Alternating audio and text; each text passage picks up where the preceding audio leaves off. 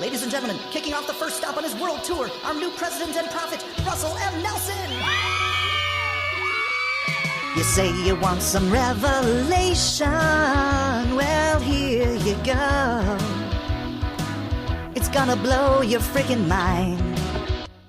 Hey everybody, welcome back to another episode of the weekly Mormon News Roundup, where Al and Dives ruminate on the great and spacious beehive. This week we've got episode number 13 coming your way. We have a quick media joining us for the show. Mormon No More mini-series episode number 1. We're going to review that, as well as we've got some interesting news about the LDS temples are starting to let the lawns go brown. Also, big news this week, Roe versus Wade versus the LDS Church. So we'll see how that all ties together.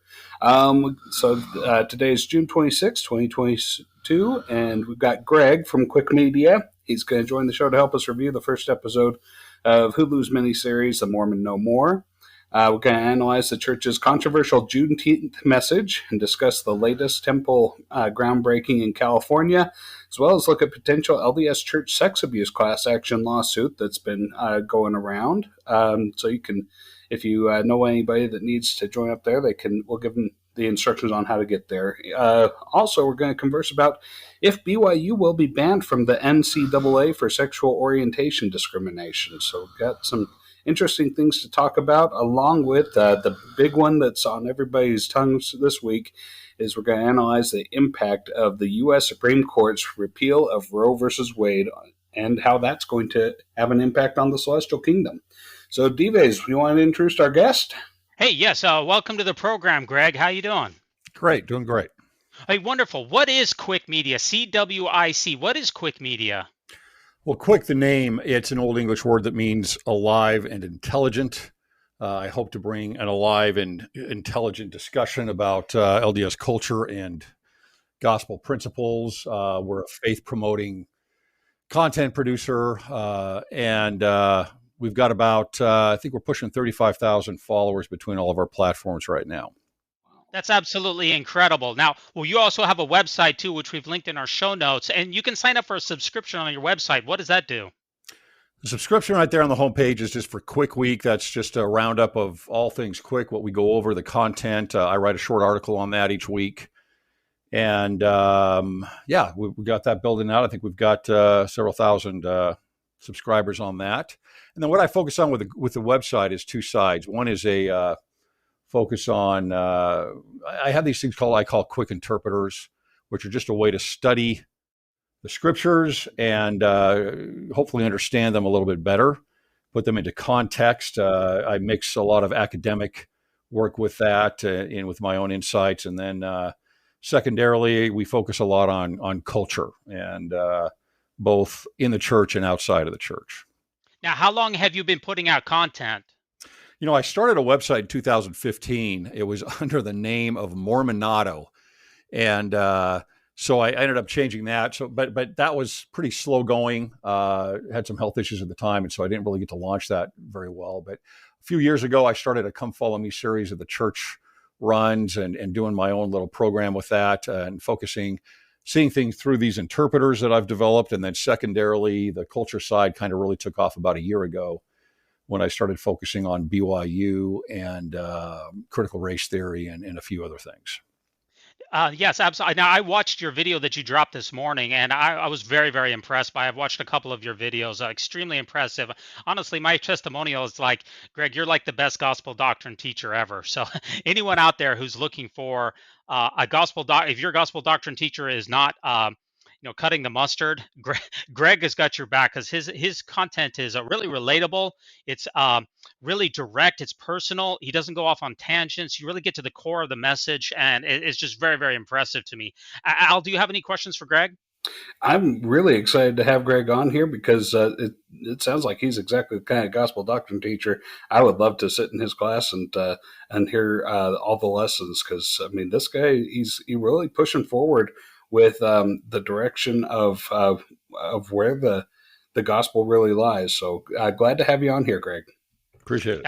Absolutely, absolutely. I could not give a better endorsement for your materials from what I've seen so far. Now, I would like to follow up from our previous episode of the Mormon News Roundup, episode 10. On episode 10, we actually covered the Change.org petition or awareness that that you actually started, Greg. You actually started this, creating awareness of BYU professors radicalizing students. We actually covered that in episode 10. When did you start that petition? I was trying to look for the date on when I started that. It's probably been about 4 or 5 weeks. Oh, is that all? You got 5,000 signatures in only 4 or 5 weeks? Yes. That's what is the purpose of the petition?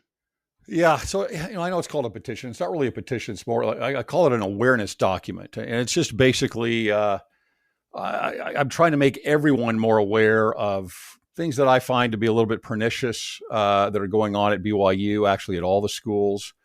And make some of the leaders a little bit more aware maybe of what's going on. It's not the signatures that are really the oomph behind it, I don't think. I mean, it's something, but we've got between the comments, and these are mostly long comments on the petition or the awareness document, there's about 400 of those. And then I've got several hundred other emails and people that have sent me letters and things like that I'm compiling in there. We've got close to 700 comments that will be sent off along with this to specific individuals. And so, how has generally the response been? Has it been positive? Has it been negative? What is how can you characterize the response? Depends on who you're talking to. Very, very positive for people that would be interested in my programming and my content, and pretty much the opposite on the other end. And which is what I'm used to.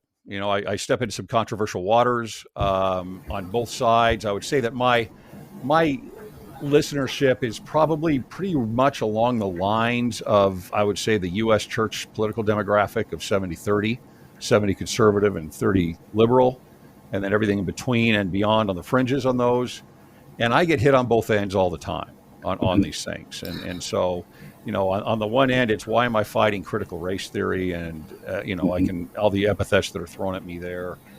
And on the other end, it's what are you doing? The prophet didn't ask you to do this. So I'm used to getting that on both sides, and it's the same reaction I get with a petition. Greg, I'm really glad that I got a chance to talk to you a little bit about this, because when you explain it as just a way to make people aware of what's going on, that makes perfect sense to me now. When I first heard about it, I thought, wow, is BYU really going all that liberal? As a matter of fact, as we've seen recently in the news, like they just had they approved the first LGBTQ protest on campus. Mm-hmm. So you do have a point that, yes, the church is opening up to some liberal stances and allowing some things to go on that never would have been allowed to go on before. So I'm glad to finally meet you, Greg, and get a window into what's going on, because I think that you're absolutely right to bring awareness to this topic. Yeah, I don't really care about liberal, right? That's not the point of this at all. I have said this many times on my show before. I think most universities should lean a little left. And what I mean by that is that there needs to be openness, there needs to be new ideas and things that need to be brought up for critical thinking purposes. Sure, that makes sense. Students and adults coming in. I'm not really a conservative. I wouldn't call myself a conservative. Mm-hmm. But what I don't like that's going on there is the radicalizing. And this mm-hmm. is a problem. I get so many comments on what is happening there on the radicalizing. That's a lot different than saying I've got a liberal professor. I loved all my liberal professors at BYU. Mm-hmm. This is very different, right? This is an ideology. Critical social justice is something that is completely separate. It is opposed to the doctrine of Christ. It is not, hey, you know what? I'm voting for Clinton versus, Romney or something. This has nothing to do with anything like that. You're right. Mm-hmm. Well, let me just ask you, Greg, what do you want to see from this awareness document? What would you like to see BYU Provo change if you had a magic wand? That is a very good question. The magic wand would be much greater than what's happening at BYU. Here's the problem. I get a lot of people that say, Greg, because when I put these things out, I've got these montages, and I have a lot of insiders at the different campuses at BYU, a lot of sources. And so they say, I rarely put out a name like a professor. I rarely do that. That's not, I'm not looking for a witch hunt. And I get a lot of pushback on that. Bring us the names. We want the names. The problem is a scapegoat for something like this is going to do zero good, in my estimation. It's a hydra to me. To me, it's, you got to go with the body, and cutting off a head is just going to grow another one. And you have to think about this, right? These are not necessarily bad people, right? You got to realize these things, that they're usually married, they've got kids, and their husbands, their fathers, and so you got to take into consideration all of these things. You have to go much higher than that. To me, this is a battle for the mind on these ideologies. And this is I call it the religion of academia. It's much greater than BYU, and we're going to be talking about accreditation and other things later on in the podcast. This is going to come to a head at some point at BYU, where the forces that be, through accreditation and the religion of academia, are no longer going to allow BYU to fulfill its mission. And so the awareness is, number one, to the parents that are considering, that have kids at BYU and that are considering sending kids to BYU, that this is going on, and you need to prepare your kids in a different way than you might think you are, because you may rather send your kid to a local university or somewhere else where, if you are an LDS parent and you've been trying to do everything right to raise your kid in the church, and then all of a sudden you have an authority figure and a professor that is radicalizing them at a church-sponsored university, that's a lot more damaging than it is to go, anywhere else. Sure. And so the awareness is for them. It's for the BYU administration, and it's for others that are involved in the CES programs in the church that say, where I know they already have their ear to the ground to some extent, but this is just, hey, I want you to hear direct from these parents and these students what their experiences have been. Well, let me ask you. We've got to wrap this up on this because this is a follow up from episode 10. I did watch the montage, Greg, and honestly, BYU is not the first institution that really comes to mind when I think of radicalizing students in a liberal way. Oh no, not at all. I don't think they are at all. They'd be more near the bottom of the list. That's not the point. This isn't comparing them to other institutions. This is comparing them. This is saying, hey, you think you're sending your kid to a place where the doctrine of Christ is safe, and because this is church sponsored, but you can't go in with that attitude. This is something that, if you think you're going in there and you don't need to protect your child or prepare them for these radicalizing ideas, and again, I'm not talking about higher taxes or gun control or anything like that, then you need to change your mind on how you're going to prepare these your kids.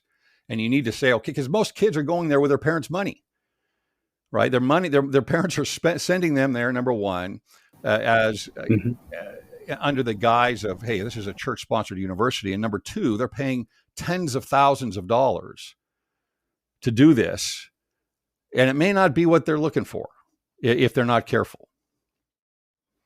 And wrapping this up, you also started the BYU Hawaii awareness document, right, Greg? We don't have too much time to get into that, but you started that one as well, right? I've been going into that. I've got another episode on that coming out next week, but there's no document currently on that. Oh, okay. Well, Al, do you have anything else for Greg on his change.org petition? No, like I said, I'm just really glad that I got a chance to talk with Greg a little bit and to see where he's coming from. And that change.org petition makes a lot more sense when I look at it through the scope of raising awareness. So thank you very much, Greg, for coming on and being our guest today. Absolutely. And that takes us to our first featured article here, which is Roe versus Wade versus LDS. And this is an article that was put out by the Deseret News on June 24th, 2022. And the title of the article is Roe versus Wade Ends. Latter-day Saint leaders urge members to protect life and preserve religious liberty. So this is they updated the church's newsroom website page right after this came out. It must have just been a couple of hours later. They updated the webpage on the topic of abortion on the church's webpage, and in the gospel topics session, they changed it. They updated it as well. And this is basically what it said now. It says both pages say that the church opposes elective abortions and that church members should not, quote, submit to, perform, encourage, pay for, or arrange for an abortion. So let me ask you both, how do you think that this Roe versus Wade new decision, which has sent back the ability to regulate abortion back to the state level, what effect do you think that this ruling is going to have, if any, on Latter-day Saints? Let's see. I guess I'll lead off. I think that it probably won't have that broad of a stance with regards to where the Latter-day Saints stand. I think that the ones that are in favor of abortion will probably be more inclined to gravitate towards states where abortion is legal still, whereas those who are against abortion rights will probably gravitate towards states that are against it. And yeah, I think that people are probably still going to stay where they stand. Now, let me just cover the church's position real quick. This is right out of the handbook. So, Church of Jesus Christ, I already said the first part of it, but also the church allows for possible exceptions if there's rape or incest, or a physician says that the mother's life in jeopardy, or the baby has a serious defects that will not allow the baby to survive birth. And it says that abortion is a serious matter and should only be taken under the care of a physician and also in consultation with your local church leaders. So that's the basic outline of the position. Now, what I do want to cover is that there's been added language to the church's website, which I think is significant. So the old verbiage on the church's website said, quote, the church has not favored or opposed legislative proposals or public demonstrations concerning abortion, end quote. Okay, the new verbiage on the website says, quote, the church's position on this matter remains unchanged. As states work to enact laws related to abortion, church members may appropriately choose to participate in efforts to protect life and preserve religious liberty, end quote. So despite the church saying, hey, our position remains unchanged, it does seem like there's some change. They said that church members can appropriately choose to participate in efforts to protect life. That was not there before. Yeah, so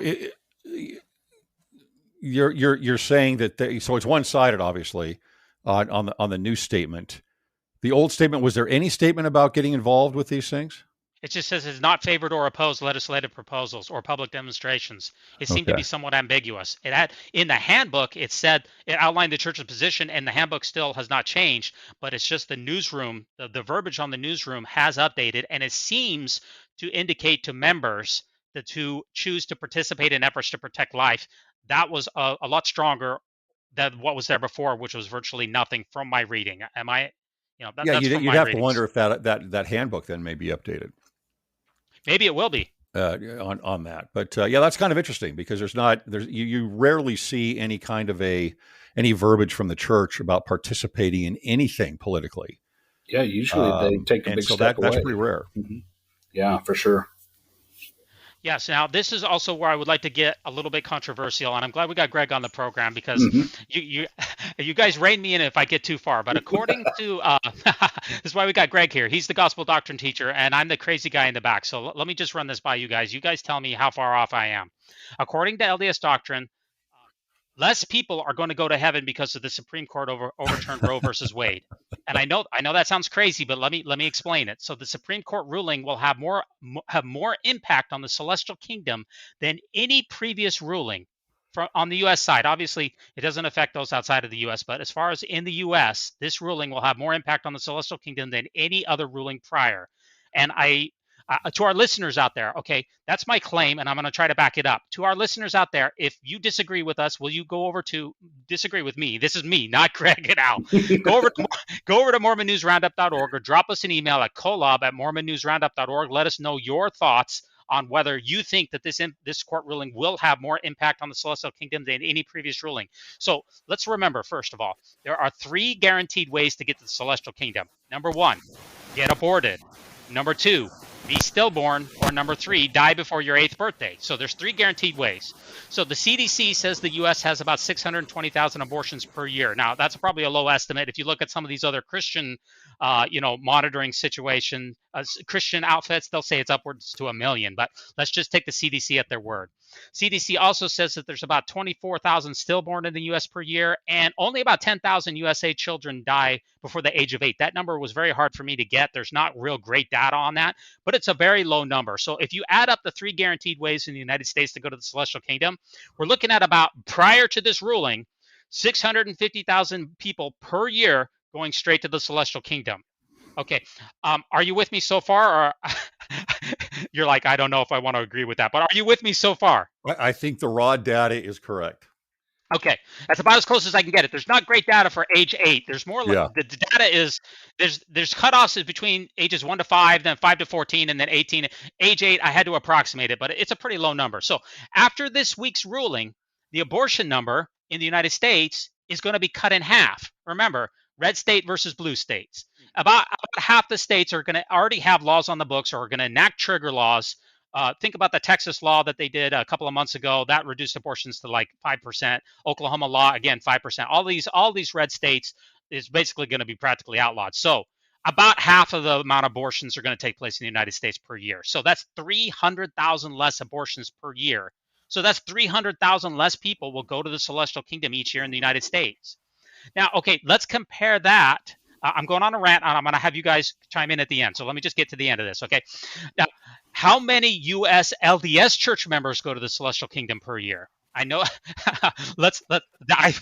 Okay, I'm going to try to answer that. Okay. I'm very interested in the data on this. Okay. Greg's like, what did I get myself into? Okay, so there's 18 million total members of the Church of Jesus Christ of Latter-day Saints, give or take about 7 million of those in the U.S. Let's just say that half of them are active. It's probably a little less than that, but we'll aim high and go 3.5 million active in the United States, and about 2.5 million of them have temple recommends. About 3/4 of USA church members have a temple recommend who are active, give or take. It's approximately 2.5 million people. Now, the death rate is about 1 out of 1,000. The COVID brought the death rate up a little bit, but about 1 out of 1,000 Mormons die per year. So if you look at that and you chop the numbers down, that's only 2,500 U.S. LDS temple recommend holders dying annually.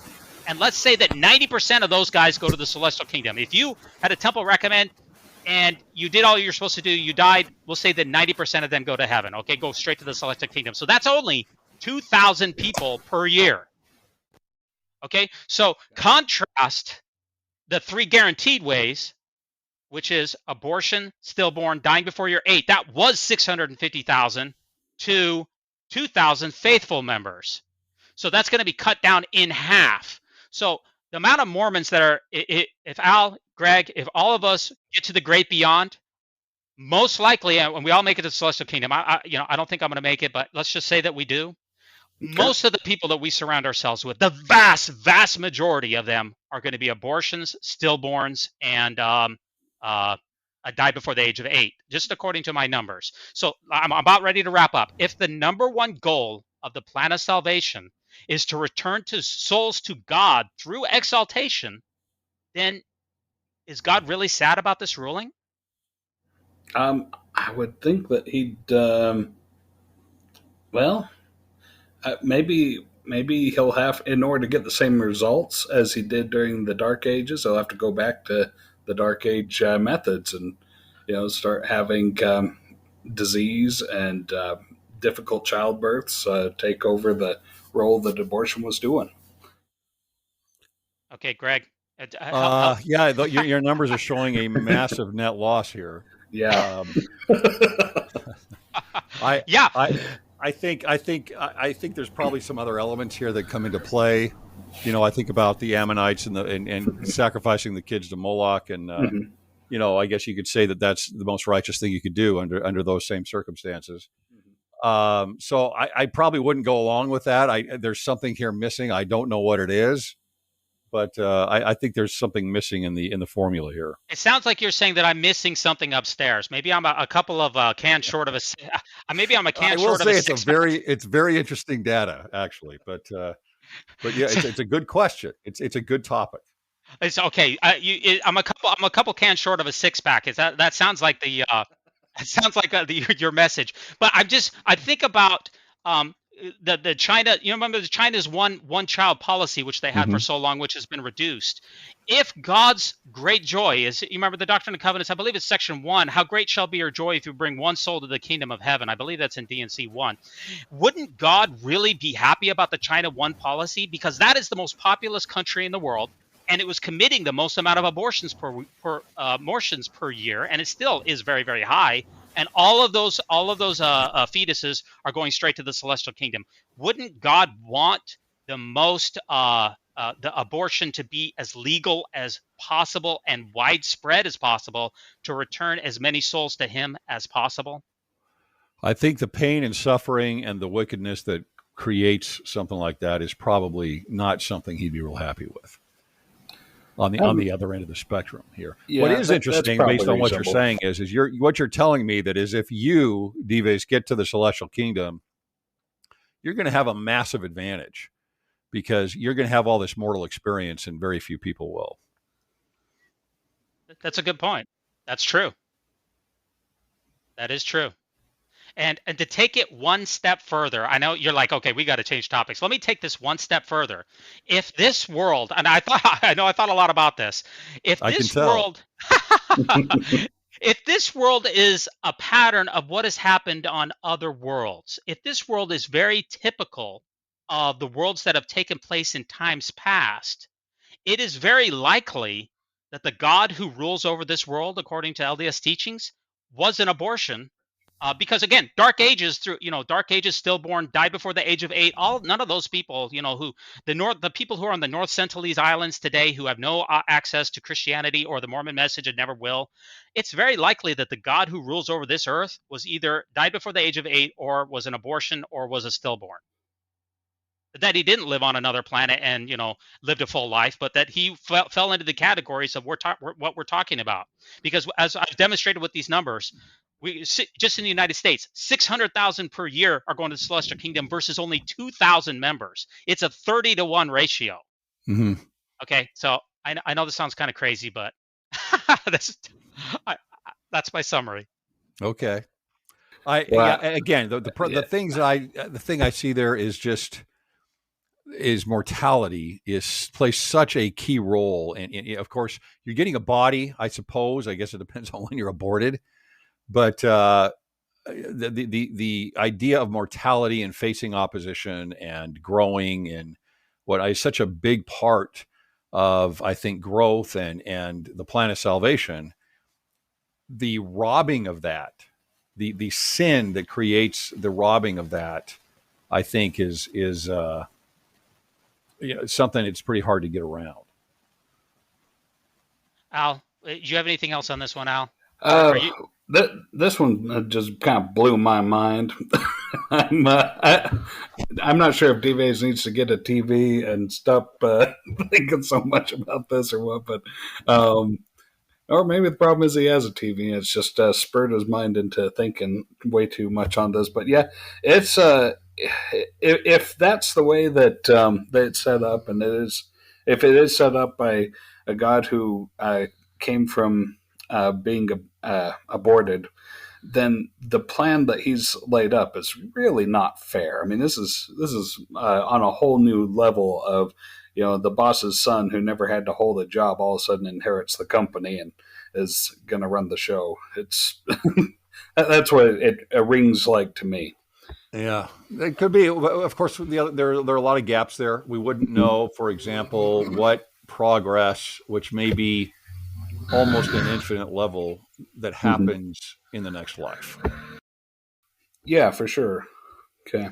Now, just summarizing up this article, we were hoping that the Supreme Court might ban AR-15s, and instead they banned abortions. So I guess I saw a tweet that pretty much sums it up for me. So I guess let's move along before we get too deep off the edge here.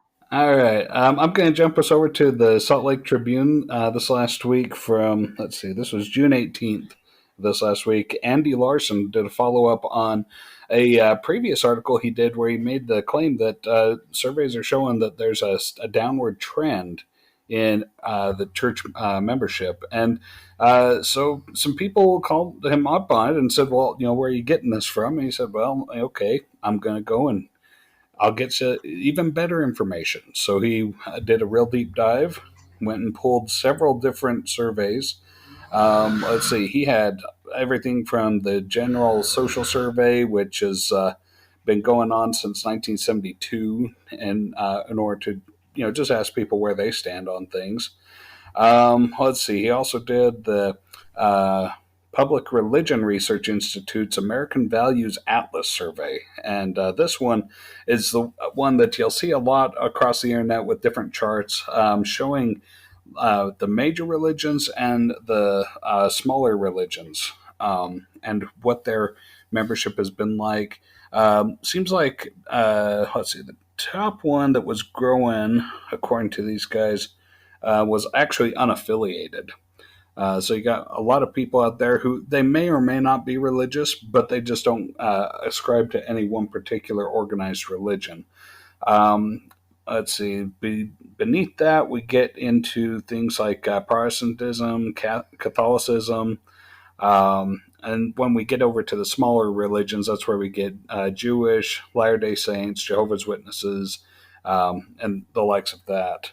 And that one's showing that the church kind of stagnated for a while, and then there was a downward trend where it kind of slumped off at the end. Now, that might have had something to do with the pandemic of 2020. We know for a fact that affected all religions across the board. So what this guy has done is he went back and looked at these surveys going pre-2019 so that he's getting data that's not skewed according to whether COVID-19 stopped people from going to church or not.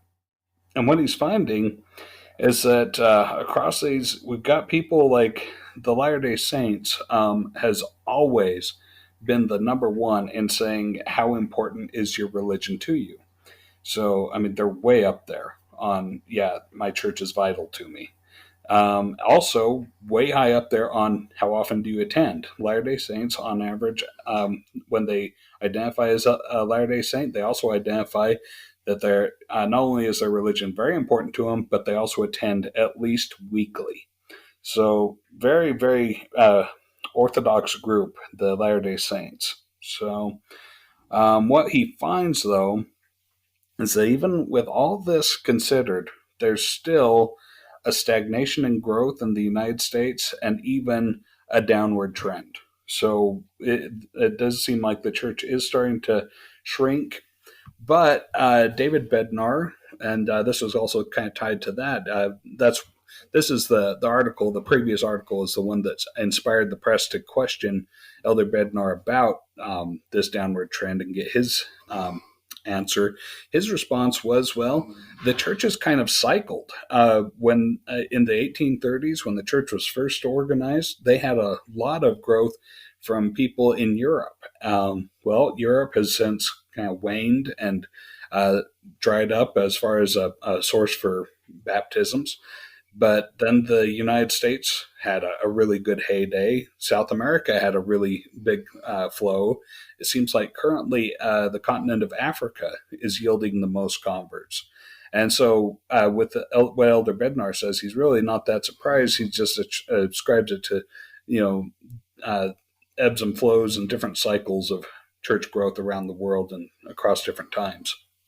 Yeah, thanks, Al. Hey, Greg, what do you think about this article and the LDS Church member stagnation? Why is LDS Church members, why is the membership stagnating, especially in the United States?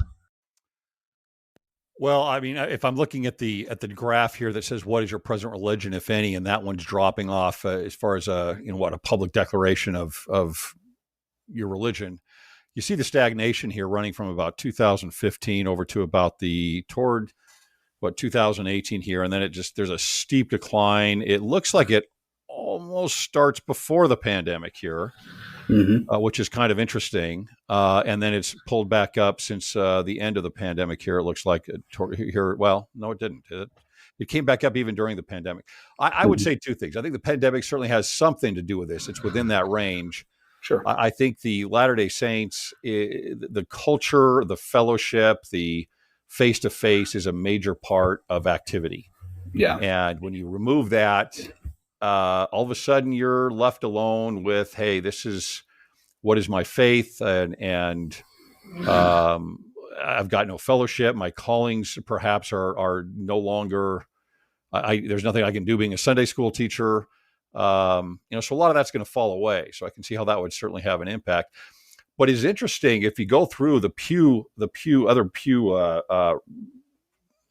surveys on this, is you do see the drop off with the Latter-day Saints. You don't see near the drop off actually with the more Orthodox churches like the Pentecostals and the Assembly of God. Those actually are increasing. They're one of the couple of the few religions that actually increase in membership in this downturn on Christianity, which is pretty interesting. I think as you get more and more people that are, falling away from Christianity, people are seeing a greater contrast, right, in culture versus Christianity. And those that have even the greatest contrast are the ones that are actually doing better. Yeah. During the early 2010s, or to even to the mid 2010s, even continue on today, I've seen with regards to media, there's been a lot of heavily Protestant Christian movies released. Things like God's Not Dead, that whole series, The Case for Christ, The War Room, some of these types of movies. And so I wonder if that's, I don't know if it's a cause or if it's an effect of the growth in the Protestant religions that's caused them to start making a lot more media. I think it's being swallowed up in the greater media, is my guess. Is they're, feeling that they are, that they want to get a separate message out there. They need to do a better job on the content. Let's be honest. Yeah, for sure. But they don't make great movies. I think that the feeling is, look, there's not much of this being produced with these types of messages, and we need to get something out there. And they've got, certainly there's a lot of people with a lot of money that are willing to sponsor good projects. Yeah. Yeah, this article points out that the cooperative election study, which is one of the largest studies of Latter-day Saints that's been consistent for years, that's the largest study that's available because the U.S. Census is not allowed to take religious data, unlike censuses from other countries. I'm not sure what the plural is, that do ask about religion. The U.S. Census cannot ask about religion, so we have to get it from another source. Now, the church, of course, has its own internal research department that sends out these type of qualitative and quantitative surveys to the members, but that is not generally released to the public. But what I'm hearing you say, Greg, while we wrap this up, what I'm hearing I think you say is that according to that survey, for Latter-day Saints, church attendance is extremely important. They lead in how important the faith is, how important church attendance is. So perhaps not going to church during the pandemic would have a more significant impact on those people than others who, they only go on Easter and Christmas. I think that's exactly right. You're right. That's going to have a greater impact. Let me just add one more thing here, that I have other sources for data on things like this that are pretty credible. And I think people would be astonished. Well, not astonished, but it actually makes sense. If you look at the demographic of the young adult from 18 to 30, that information shows by far, it's not even close to the demographic going after age 30, that's where the biggest problem is for the church. And that the numbers are staggering, actually, of the, those that are, what are the numbers I'm talking about are inactivity. It's everything from inactivity to, leaving the church. And to me, I think the number one reason for all of that is not the pandemic. I think that helps. I think that makes it, or however you want to look at it, it definitely impacts it. But I think the number one reason to me is identitarianism and the culture of identitarianism. And you even look at things like church history, where you used to have Mormon stories and these things on the Book of Abraham and how is it translated in the Book of Mormon and all these other things. For the older demographic, that still matters more. But for the younger demographic, that's only a secondary support to helping pull people away from the church. What is number one is identitarianism. It is the LGBTQ issues. It is race. even looking at church history is being done through a different filter. It's not the Book of Abraham and the Book of, the Mount Meadows Massacre or anything like that, right? It's Joseph Smith's misogyny and patriarchy. Yeah. It's Brigham Young's racism, right? It's everything filtered through an identitarian issue first. Yeah. And then the other things kind of help support that. And so that's where I think, to me, it's not the pandemic. Pandemics will come and go. To me, the major issue for the church is the 18 to 30 demographic and identitarian. I think you're right. And I think that when it comes to the 18 to 13 demographic, the best way to, obviously, and this is well known, the best way to maintain those members is for those members to go on missions. That's how you convert that missionary, and the activity rate of someone who's a returned missionary versus someone who doesn't go is like a night and day difference. Absolutely. And the church is losing missionaries. Right. The percentage of people on a mission peaked for the church. Al, we discussed this in one of our previous episodes. It peaked in about 1995 was the peak of all members going on missions. In the church, 0.6% of members were on a mission in 1995. That number today is 0.3%. So half. Is that worldwide? Yes. It's easy, Greg, to divide this. You take the total number of members, you just divide it by the number of active missionaries, and you find a percent. Sure. So that's an easy number for us to come up with, and it's 0.3%. So only 3 out of every 1,000 members is on a mission right now, and that's pretty low. And that's one of the other reasons that we're seeing a non-retention rate. Would you attribute that to more global growth, or would you attribute that to just more young adults choosing not to go? In other words, if you're out in Africa and the Philippines, and you've got in other areas where the church is growing, and there's the church is not mature yet, are you going to have as many people in those areas go on missions? Boy, I'm thinking that you probably got a bigger issue with the potential missionaries not serving themselves. I see a lot of, at least with a social media driven generation, that there is a lot of self-centeredness and and also a lack of commitment, I would think, that comes with getting your next fix on social media, with every second. They can handle 10 seconds of a TikTok, but 2 years of a commitment to go to serve a mission, that's a big commitment. Yeah, I don't doubt that. Yeah. This podcast is brought to you by our friends over at Signature Books, www.signaturebooks.com. We invite you to check out their latest book written by Romney Burke, which is entitled Susie Young Gates, Daughter of Mormonism. Brigham Young had over 50 wives and 56 children, but none has better name recognition than daughter Susie Young Gates. She lived from 1856 and died in 1933. Yet she, like so many women of Mormonism's past, has remained a mystery to most church members. In Susie Young Gates, Romney Burke, the author, paints a portrait of a strong woman who rose to prominence within the church, fought for the rights of women throughout the country, yet dealt with personal trials and her share of heartbreak. Hey everybody, it's D-Vase here. Thanks so much for listening to the Mormon News Roundup. If you haven't heard about Anchor by Spotify, it's the easiest way to make a podcast with everything you need all in one place. Allow me to explain. Anchor has the tools that allow you to record and edit your podcast right from your phone or computer. When hosting on Anchor, you can distribute your podcast on listening platforms like Spotify, Apple Podcasts, and more. It's everything that you need to make a podcast all in one place. And best of all, Anchor is totally free. So download the Anchor app or go to anchor.fm to get started. And our next article does not help with that particular discussion. And our next article is on LDS Church missionary dies in Mexico bike accident. And this is on June 14, 2022, and it's on abc4.com. Mm-hmm. So it's the type of I don't know how much this particular article would have effect on somebody, but first of all, our hearts go out to the family that is associated with Elder Francisco Rene La Madrid, who died in Mexico City. He died from a bicycle injury despite wearing his helmet. He went down a ramp or a long street, and then he was not able to brake properly, and he passed away. So our hearts go out to his family. And that's a tragic situation. Yeah. The reason, and unfortunately, this does happen. I don't have a lot of data on this, but it seems like it happens, I don't know, maybe once or twice a year that a missionary dies in a tragic way, like this. I don't have data on that, but Yeah.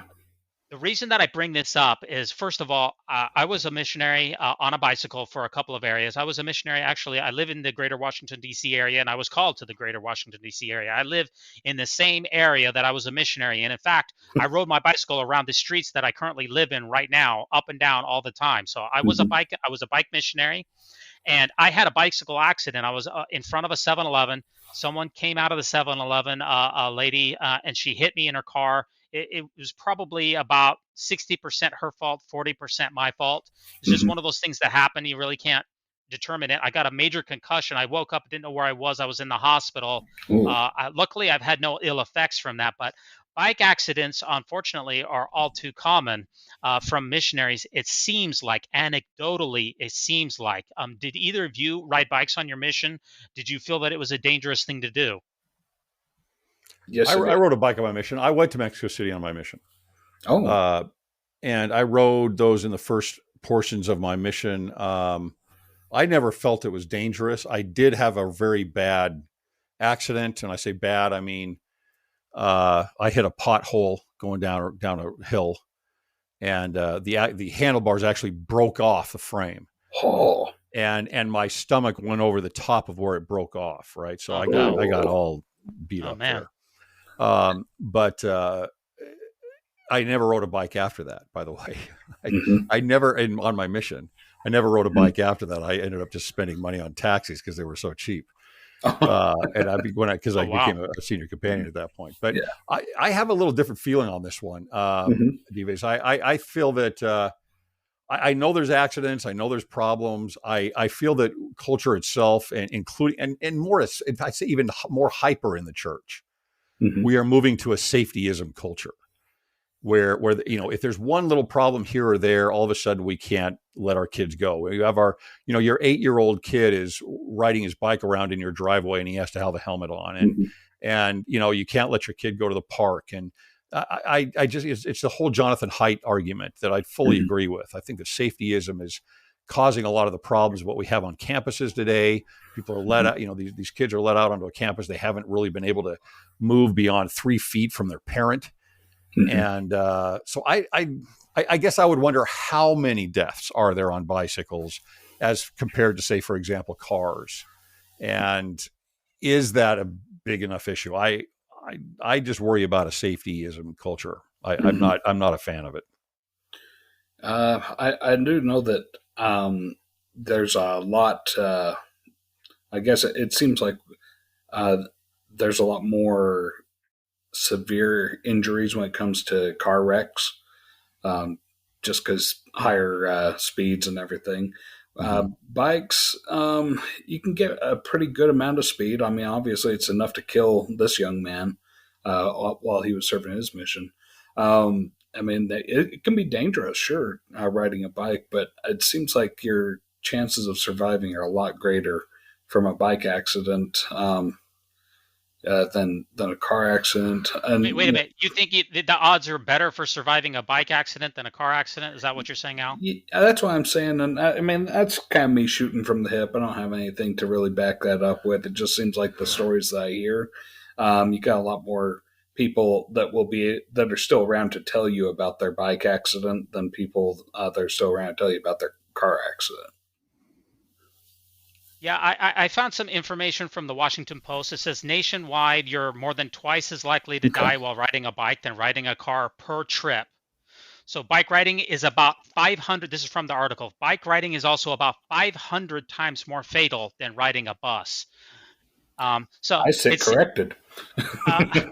I just think that riding, I rode my bike a lot also on my mission. Also before my mission, when I was at BYU, and even in my first couple of jobs, I was a big biker. So I'm a big bike fan. So I think, look, if you're in New York City, you're a missionary in New York City, you're a missionary in Tokyo or in the Netherlands, there's no way that you need a car in some of those areas.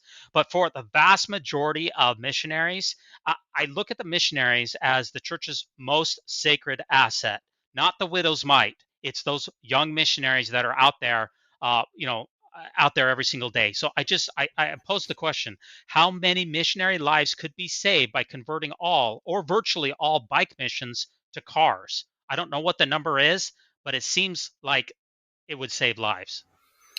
You bring up a really good point there, especially with the statistics to back it up. I mean, yeah, twice as many. Wow, that's really significant. So I think that the church would probably do well to put more cars in missions, but I think that on the flip side, the church will. I don't think the church will ever get rid of the bicycle.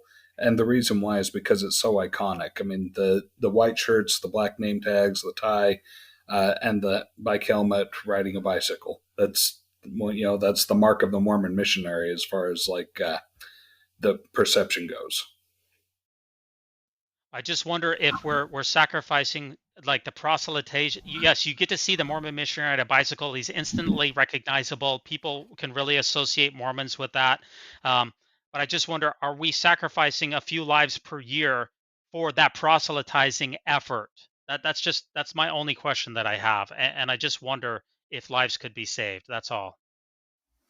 I think we've beaten that one up pretty good. Greg, can you take us through the next article, which is the church's official Juneteenth message, which they put out on Facebook? Yeah, so the church put out a message on June 19th, Juneteenth, about Juneteenth. It's from Ronell. He is not a GA or anything. But he's the one that they've chosen to put the message out here. I like most of his message, and honestly, I like the message of Juneteenth. I believe for Juneteenth, I wish we would have had it right away. I wish this would have started in the 1860s. I don't think we were mature enough as a nation to be able to do that at that point. We'd already caused, a slight bit of division with the Civil War.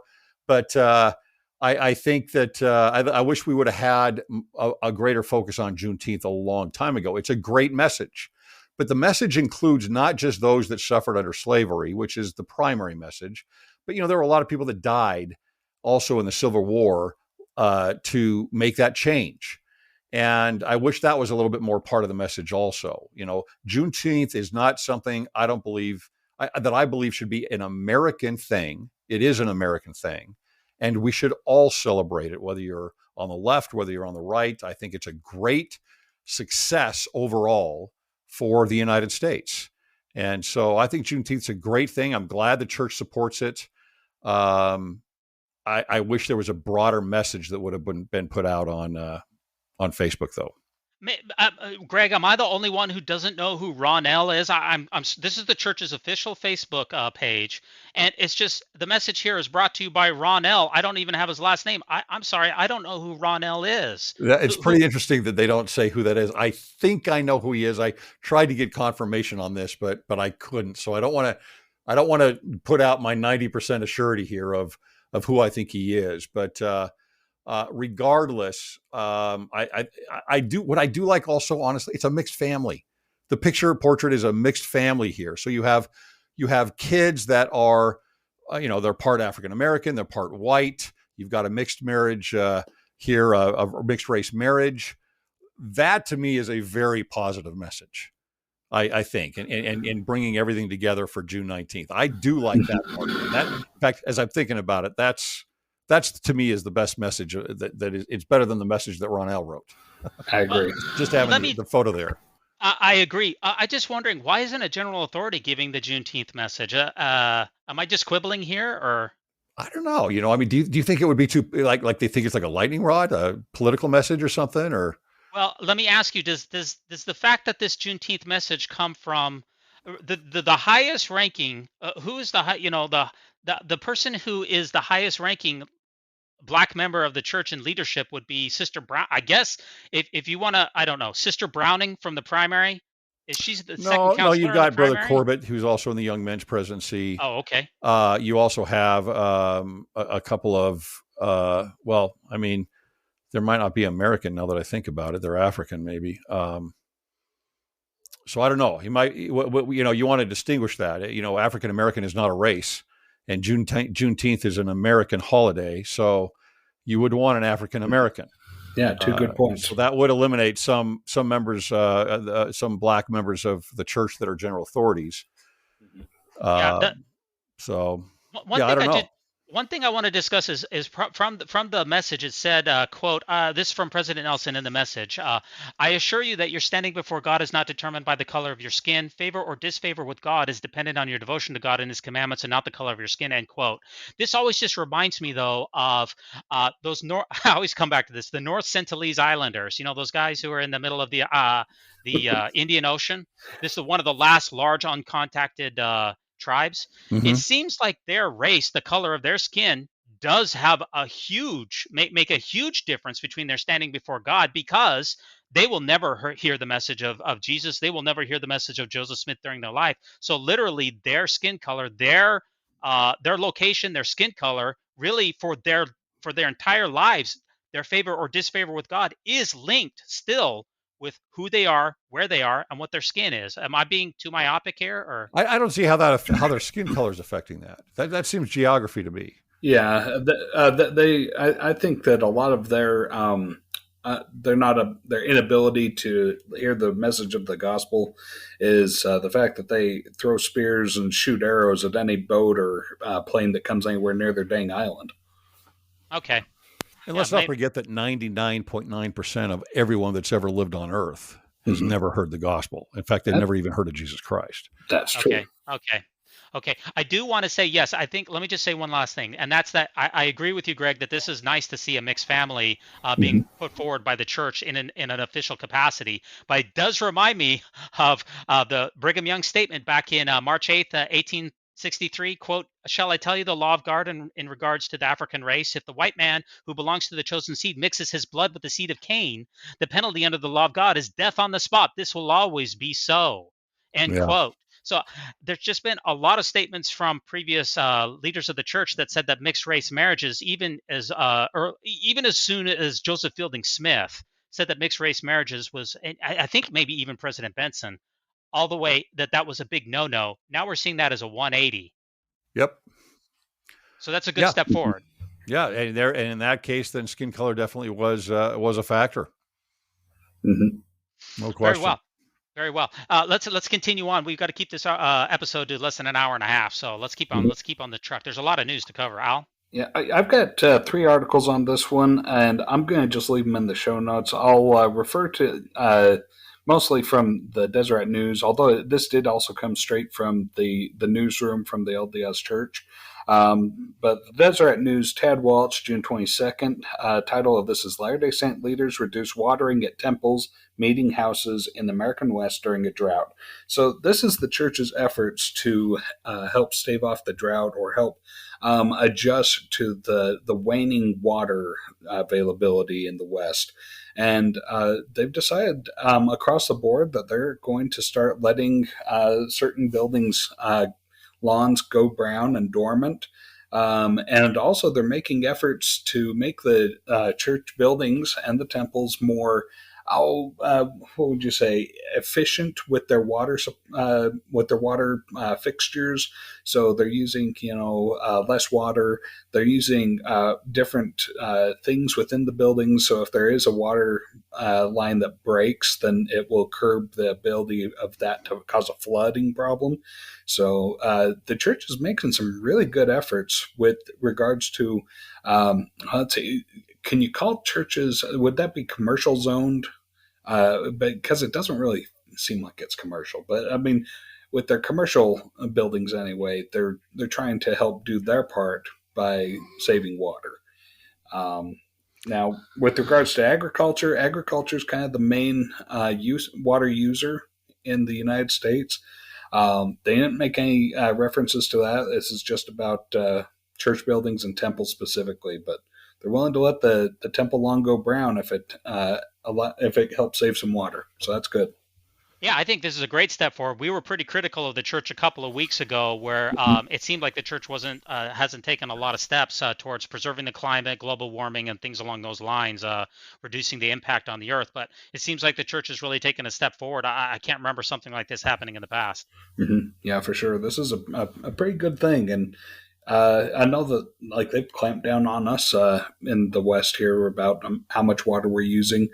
I just looked at the there's a a map on there that shows the United States and what the drought status is, and it seems like there's this big sweep from about Oregon down across California, across Nevada, which is just all desert. Even parts of Arizona, not all of Arizona, but there are parts of Arizona over to New Mexico, a big swath across Utah and Wyoming that are in pretty severe drought conditions. And then you get to like the Midwest where there's tons of rivers and there's not a drought problem at all. So I personally would like to see a big pipe system go across the entire United States where you've got flooding areas that can have pumps that turn on and pipe all that water over to areas that are more dry and droughted. Then, and vice versa, just kind of move the water around to where it's needed and away from where there's too much of it. That seems like the droughts has been a problem. And I'm here in Arizona. We're over. We have a lot of lakes. We've got the Colorado River coming down here to the Grand Canyon. Yeah, you've got Lake Mead over over outside of Vegas. Yeah, these lakes, Lake Powell. I mean, for years now, these things have been dropping. Yeah. They found dead people. Exactly. Yeah, like me, that was exciting. Yeah, because the water line just it seems every year it gets lower and lower. Yeah. So it is a concern. I think it's in fact I don't know why it's not a bigger concern, honestly. Water's kind of important, and to everybody. This is. Our main reservoirs are pretty low. Yeah. It's going to be an amazing thing for me to see one of these temple lawns. I don't know, just take the Provo Temple. If that Provo Temple lawn, all the flowers die and it goes totally brown, that's going to be an amazing thing to look at. Mm-hmm. Yeah, I know that like within Main Street Plaza where they took that chunk of Main Street between the temple and the church office building. They had that huge fountain there. Well, they've taken that fountain out right now. And the reason why is because, it was actually leaking down into the parking garage below. So they've taken that out. They said that they're going to, instead of replace the fountain uses a ton of water and a lot of that just evaporates as it does with any fountain. But they're going to replace that with a big a whole bunch of flag poles with different flags from around the world where the church is growing and doing well. So it's going to be interesting to see how that changes the face of Temple Square along with the other renovations that they're doing. But the church at least seems to be going the right direction and being responsible.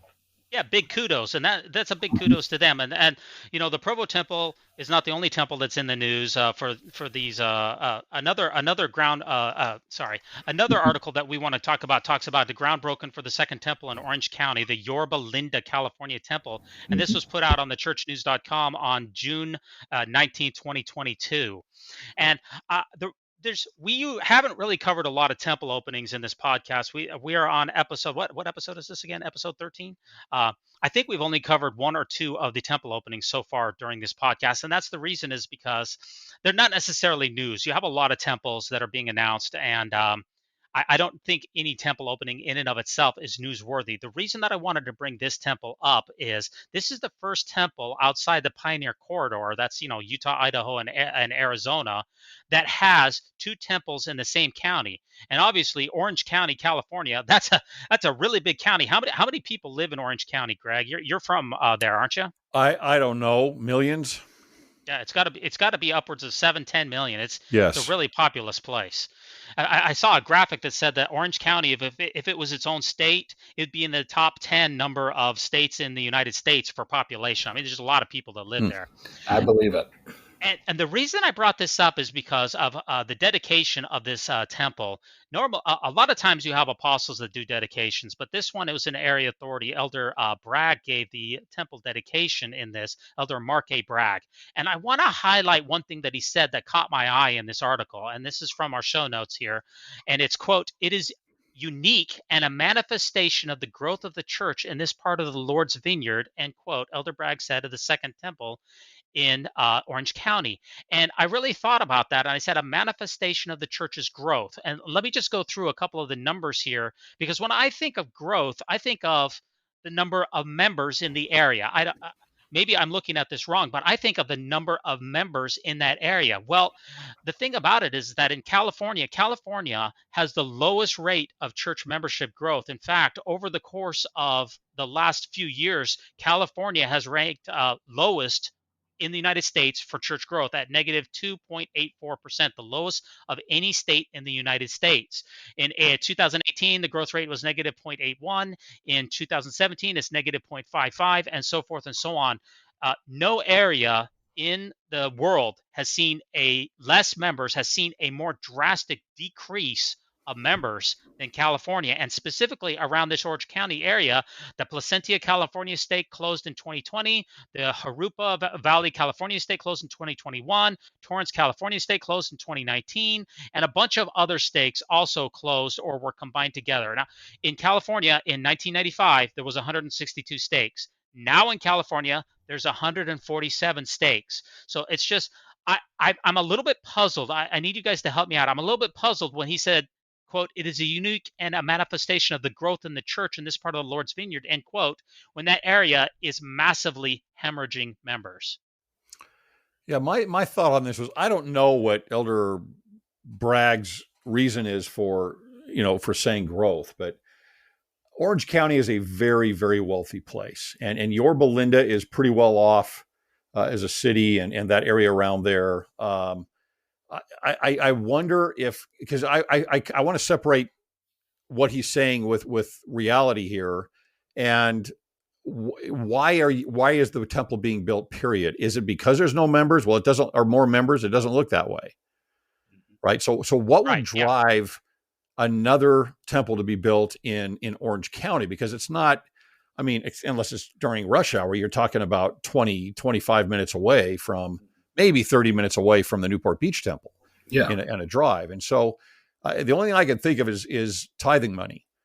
And that, that's an area where a lot of people have to move out of. They end up moving to other places like Utah and Idaho and Texas and other places, because they've got so much equity in their homes. And they move. And then the people that are moving in are people that can afford those payments, those new payments at a higher price in those homes. So maybe the tithing is actually increasing a little bit. Could be. Okay, so you're saying here, Greg, if I hear you correctly, you're saying that the manifestation of the growth is not a manifestation of the growth of new members, but maybe a manifestation of the growth of the church in tithing, or in convert baptisms, or in like full-time missionaries, or some other manifestation of growth. Is that what you're saying? Yeah, I don't know what the demographic requirements are for a new temple. I will say, I think there's some politics sometimes that go on with that. Hey, we really want a temple out here. We've got a large number of people that are paying a large number of dollars in tithing, and I know that goes on somewhat. We really want to bring a temple here to Yorba Linda, for example. Yeah, catering but to I think there's got to be some other requirements there. What about priesthood? I don't know. Is there a priesthood requirement for, like we have in a stake for an award? Is there a priesthood requirement for a temple being built? I would think there'd have to be. Well, I would think so. So there's some other demographics there that maybe aren't meshing perfectly with the number of members. There could be other factors. We don't, and that's all I was just wondering. We've had a massive push for new temples, and some of them, we discussed this before, seem to be in places that are either in declining in growth, or do not necessarily, the temple that's already there is really not full. It's not, overtaxed. And so I just wonder, why are these new temples being built? And we covered this before, Al, that the cost of a new temple, according to the Widow's Mite report, which I think is about the best estimate that you can give for a new temple, this new temple is going to cost somewhere in the neighborhood of $60 million. It's a 60,000 square foot building. It's going to cost about $1,000 per square foot. You just do the math. It's a $60 million building. So I just wonder, why is it being built in a place in which the membership is in perhaps the single location in the world that has the most declining membership in the world, is perhaps right around there.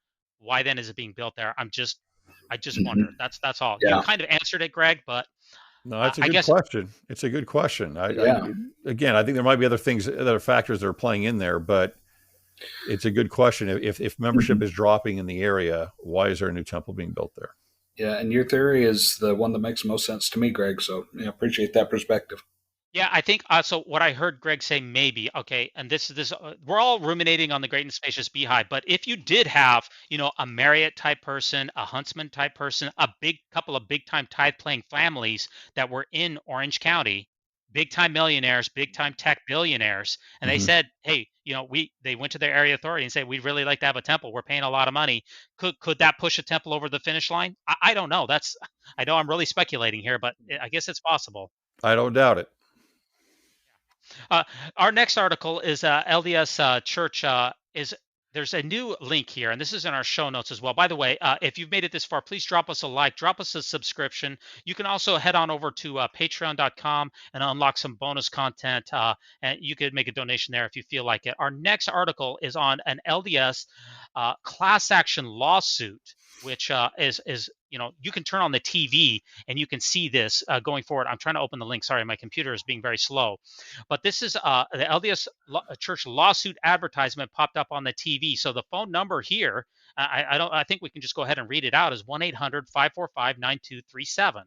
And I went ahead and called that number just to see what would happen. Now, a little story about myself. When I was growing up, I was in the Boy Scouts. That was a church-sponsored event back when I grew up. Now, I was never sexually abused in the church, but on one scouting campout, I had a scouting leader who talked a couple of times to me about my penis in a very awkward way. Now, he never touched me, he never sexually abused me, and it was only a couple of times that it happened. And then at the end of the campout, he took me off to the side and said, "Look, I apologize, I was out of line. Please forgive me." And nothing ever became of it. So I was never sexually abused, and so anyone who is should certainly take that very seriously. And what I want to talk about is this number. So I went ahead and called the number. This number is like a repository. The person who answered the other line is like a repository for all of these other class action lawsuits. So all of these law firms that want a class action lawsuits, whether it's mesothelioma, whether it's somehow you were defrauded or hurt by the government in some way, or whatever it is, they all go to this number. Then the person on the other end takes all of the information of the people who call in and give it to the appropriate law firm who builds the rolls for these big class action lawsuits. So yeah, she said, "Hey, do you want to file a claim? I'm ready to take your number and I will pass it on to another law firm." Do you think anything's going to become of this, Greg or Al? What do you think, Greg? I don't know. I think that this is a popular thing as far as talking about sexual abuse within different religious sects. So it's possible that something like that could happen. I mean, all they're doing is it's a numbers game, right? They get enough numbers in this, and then they can push it forward. Usually, the church, I think, likes to settle on these things, and yeah, they seem to. The church does seem to take a case by case basis and settle outside of court, and every single time it seems that there's an NDA involved with a non-disclosure agreement. Yeah. Yes, if you think back to the Boy Scout the Boy Scout lawsuits, the church settled that for I'm pretty sure it was $250 million, and there was about 3 different law firms that had all gathered up all of these class action folks. One of them had, I think it was about 50,000, another one had like 20, and another one had like 10, and these law firms want to get as many litigants as possible so that they can put as much pressure on these organizations as possible. And now that the church has paid out the Boy Scout, the word on the street is they actually dipped into Ensign Peak to pay that Boy Scout lawsuit. And now that these law firms have seen that the church A has very deep pockets, B is willing to settle these things rather quickly, I think you're going to see a lot of these type of things pop up. Very possible. Yeah, you got to think about what precedent you're setting. Yeah, the only thing that I think is we might not see it because, like I said, the church likes to put it away quietly. Yeah, True. that's definitely possible. So for anyone who's been affected, please contact the number. Obviously we want only legitimate people to if something legitimately happened, then you should be a part of that. that's all we need to say about that. Our next article, Al, is on Keep Sweet, Pray and Obey. We're going to wrap it up, the final episodes. Yep, we are going to wrap it up. I'm going to pajiba.com for this one. It links also in the show notes. The final 2 episodes of Keep Sweet, Pray and Obey, where we see Warren Jeffs become we see the true monster come out of Warren Jeffs. And that's what's made this such an interesting show to watch and to follow, is you've got all these like innocent young children and these people who are kind of Mennonite-ish, real sweet and very ultra religious, hardworking, very virtuous people that have kind of segregated to themselves and their own community. And then it all came to a head, and they pulled the curtain back, and we saw that, no, this isn't an innocent little, community at all. In fact, there's this basically a lot of human trafficking going on there. And that Warren Jeffs was running the whole show. And not just that, but like you got a lot of abuse, sexual abuse, a lot of coercion. And this article that's in the show notes, you ought to read through it. It talks about, when it comes to true crime, how does this relate to Keep Sweet, Pray and Obey? And this kind of runs along the same lines as another Netflix original, The Keepers, that was about this nun that was murdered for trying to protect people or children from abuse within the Catholic Church. And that one caused a huge stir at the time. This is another similar one where at the time, Oprah did an interview with a lot of these mothers that had their kids taken away from them down at the compound in El Dorado, Texas. And, we had a lot of just weeping mothers go on there saying, oh, they've taken our kids from us.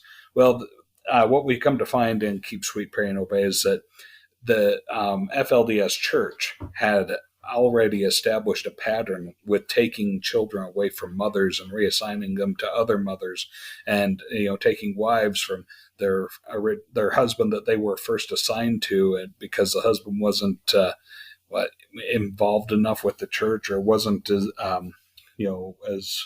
as friendly towards the church leader Warren Jeffs, and he would take their wives and reassign them to other husbands. I mean, so there was a lot of this going on. But boy, they knew how to play on the heartstrings of the community at large. And there was a lot of mothers out there that their hearts were just broken, saying, "Oh my gosh, I can't believe that they would take these children away from their mothers. They're innocent little sweet mothers that just want to get them up in the morning, make them some pancakes, and go and play with them all day or whatever." That's not what this was at all. And we come to find that. Also, we come to find, and I'm not going to dwell too much on the particulars, but I think that this show ended as perfectly as I could have ever imagined any show to end, with one of these girls that had been a victim saying that she was leaving the community, and her brother was driving a truck in front of them, towing a trailer that was full of her stuff. And she was driving along behind them. She saw the trailer door fly open and all of her stuff started tumbling out onto the highway. And she lost everything. And she realized, I'm going to have to start all over. But all the stuff that she had was, prairie dresses, handmade shoes, long underwear. This is all stuff from her previous life. And so what it told me is that anybody that was a victim of that community that's trying to leave it and start over really does have to start over with nothing, because that's how entrenched Warren Jeffs had made it. He, under Rulon in the first episode, we find that you could, as long as you were modestly dressed and covered, you could wear whatever you want, even wear pants if you were a girl. But under Warren, everything changed. Episode 4 was probably the best episode of the series. You just really pulls at the heartstrings. Greg, did you watch the series? What did you think of it? And specifically, what is your reaction to episodes 3 and 4? I did watch the series. I I don't know why I've got a strange mind. I love these things. Mm-hmm. I love watching these cultish things because I love watching Okay. the psychology of the individuals Yeah. and the sociology of the group and how that interacts with the state. When does the state step in? You've got the dynamic of religious liberty that is certainly a very important thing for Latter-day Saints and the history that we've had in the past. And then lining that up with kind of what you see there. And at the same time, I think, Al, you're exactly right. That, the power that Jeffs has over every one of these individuals puts this beyond the pale. Yeah. With his ability to move wives around, take children. You are at completely his disposal, especially as a man or a woman. You're completely at his disposal. He gets rid of the boys because you can't have a polygamous society, with the equal amount of men and women. He takes the children to Zion, takes them in the middle of the night, and then it builds this currency of trafficking young women.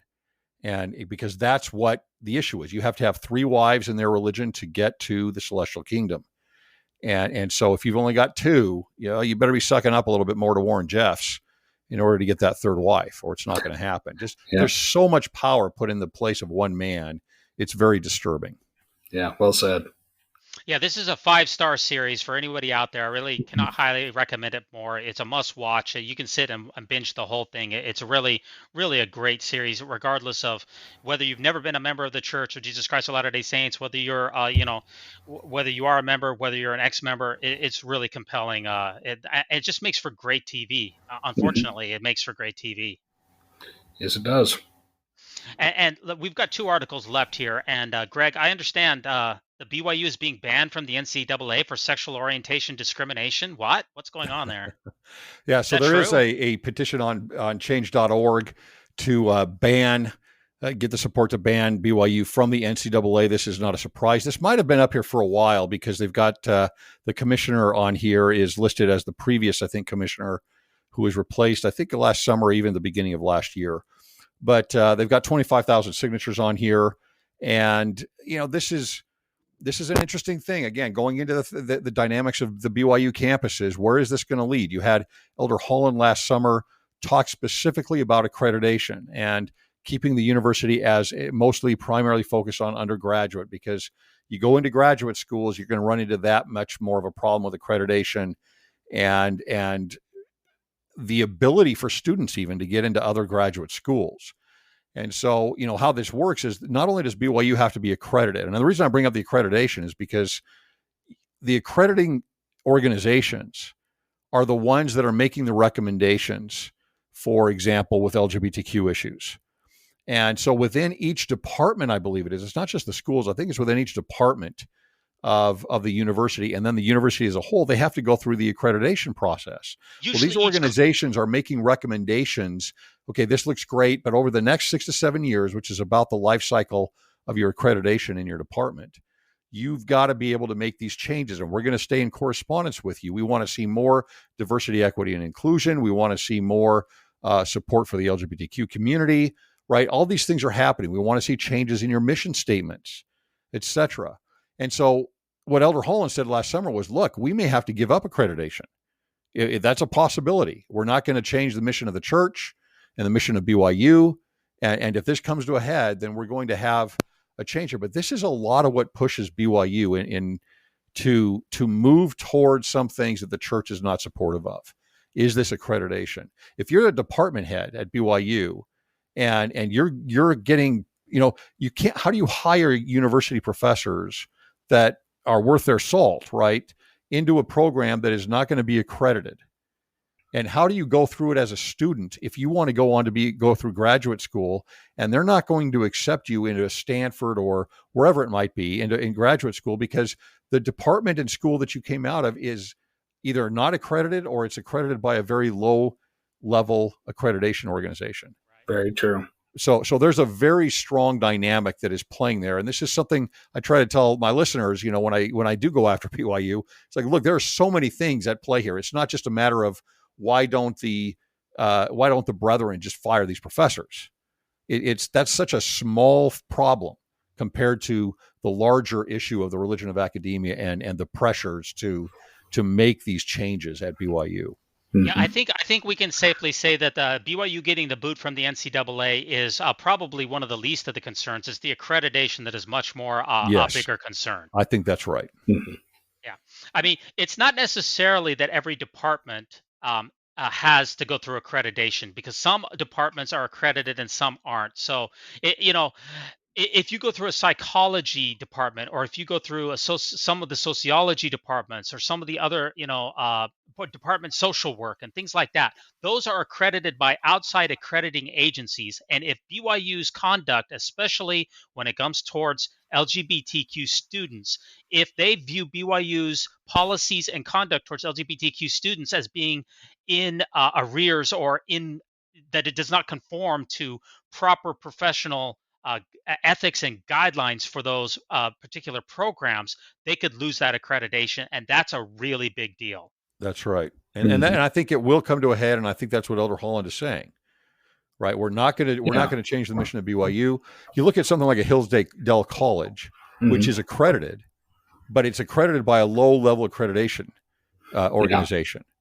And so, if you're going there as a student, you're not going to plan on going to an Ivy League school or Stanford or some of the higher end graduate schools, because you probably won't get in. You've got a lot of force against you to be able to get into those graduate schools.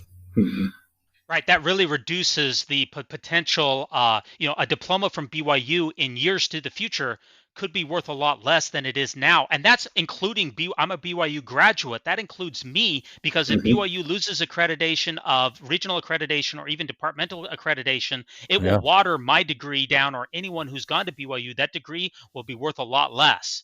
That's correct. Yeah, I agree with that. A lot going on there. Yeah. Yeah, and I like what you said, Greg, about how BYU may focus more on undergraduate, because the undergraduate programs are not necessarily as strictly accredited as the graduate level ones. Well, and they're not as monitored with the type of, if you're a student, you've gone through graduate school, immediately the change, especially if you're in the humanities. You go to graduate school in the humanities, then everything changes. You are into identitarianism in a major way, a very, very strong critical social justice agenda. You see it from the day you walk in. And so that's where the church is going to have some issues more than what they're going to have with the undergraduate. It's just a different level of pressure to make these changes once you get into the graduate schools. Yeah, absolutely. And for our listeners out there, we're on Facebook at facebook.com/MormonNewsRoundup. We're also on YouTube. Our sponsor, by the way, is signaturebooks.com, and our music is provided by weirdalma.bandcamp.com. And our link to CWIC Media is in the show notes. And this does bring us to our final article. Yeah, this one, I'm the movie buff here, so I'm going to head up this one, where we have a new LDS-based television series. It's now, this one's on Hulu, just like Under the Banner of Heaven was. This one's called Mormon No More, and it's not as good as I expected. They have a story here that surrounds two faithful LDS women who grew up in the church. Both of them, well, let's see. I guess the one was a convert from later on, Lena. Sally was born in the covenant, but Lena converted when she was 18. I'm not sure if they were even really so much aware of their sexuality growing up, because they were so heavily indoctrinated into, two genders, two sexes, only one way to live, and that's, a heterosexual lifestyle. So it wasn't until, Sally was in her 30s. I think she was 33 when she met Lena, and their story is that they had fireworks sparks that just, they had this blossoming romance while they were both married and had children. I think that between the two of them, they have, 8 kids. I think so. Yeah, and these women just decide, well, we're in love, so I've never felt this way about my husband. Let's leave our husbands and get divorced, and we'll get remarried. and we'll just take all of our kids and be a big happy family. And the interesting thing about all this is that Lena's husband, seemed like he was on board, that he was okay with it. He was supportive, and he's like, yeah, okay, I'm woke. I'm with the culture. He said that it broke his heart, but then he eventually resigned to his fate.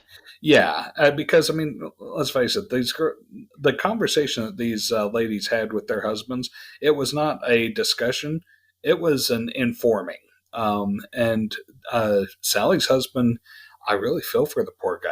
He still really struggles because he was head over heels in love with her. This was the love of his life that was telling him, well, I'm in love with Lena now. So he says, well, what does that mean? And she says, I think, it means, this is a divorce. And he's like, so, now we're going to have a divorce, and there's not a dang thing that he can do about it. He doesn't get a say or anything. Yeah, Paul and Lena's relationship is still pretty good, but Sally and Shane's relationship is really quite bad. Mm-hmm.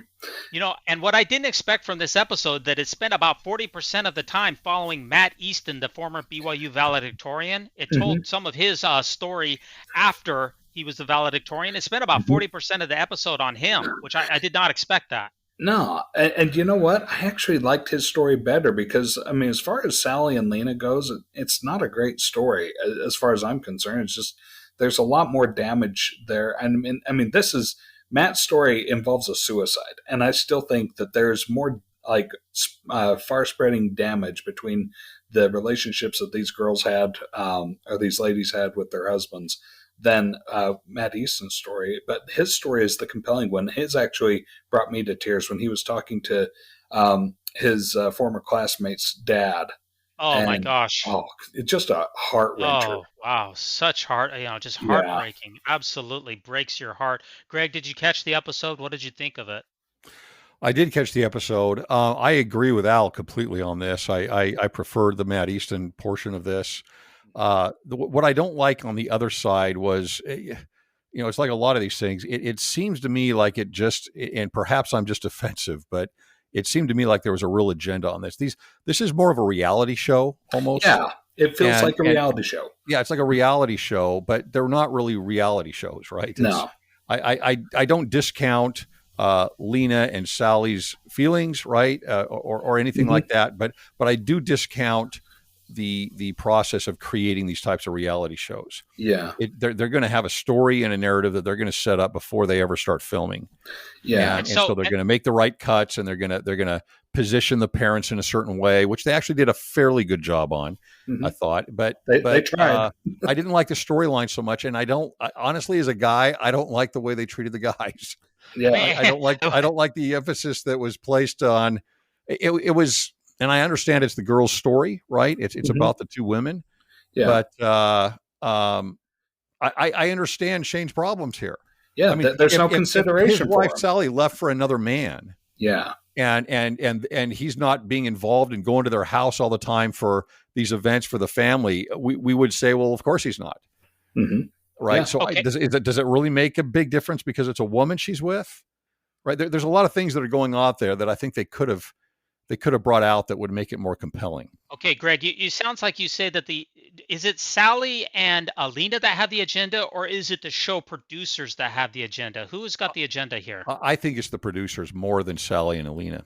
And what do you think what is their agenda here? I think it's, I don't know this, but I'm going to guess that there is some ex-Mormonism going on here with the producers and others, similar to the Banner of Heaven.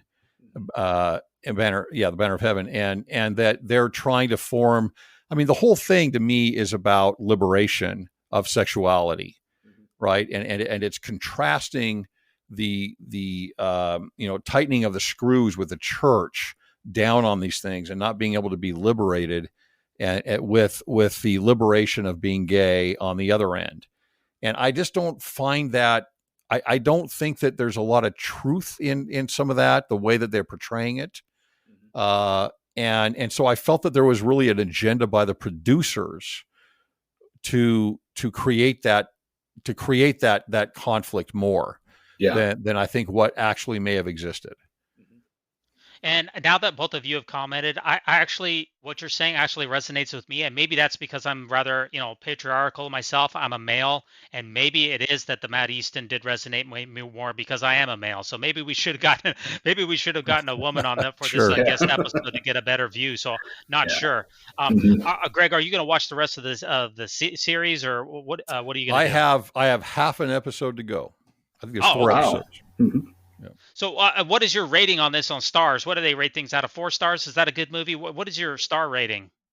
Well, I'd rate Banner a half, so I guess I'd put this at about 1.5. All right. Fair enough. Okay, and real quick, what about Keep Sweet? How many stars does that get? I'd put that up at 3.5 to 4. Yeah. Oh, okay. That one's really well made. Yeah. Yeah, absolutely. Well, And Greg, that one's a story worth telling. Yes, absolutely. Greg, I want to thank you so much for coming on the podcast. I want to, like I said, I give a testimonial. I watched some of your lectures, and like I said, cannot recommend you highly enough. Really grateful that you came onto the program to ruminate on the spacious great and spacious beehive with Al and myself. And you're welcome to come back anytime. Hey, really appreciate the invite, guys. Yep. Please come back. All right. I think that does it for this week's episode. So we'll go ahead and play you out with our favorite Weird Alma. And we'll see you guys next week for more Mormon News Roundup. When it comes to nicknames of the church, such as LDS Church, the Mormon Church, to remove the Lord's name from the Lord's church is a major victory for Satan. Satan. Please allow me to introduce myself. I'm a being with no moral constraints. My number one goal is to hurt the Church of Jesus Christ of Latter-day Saints.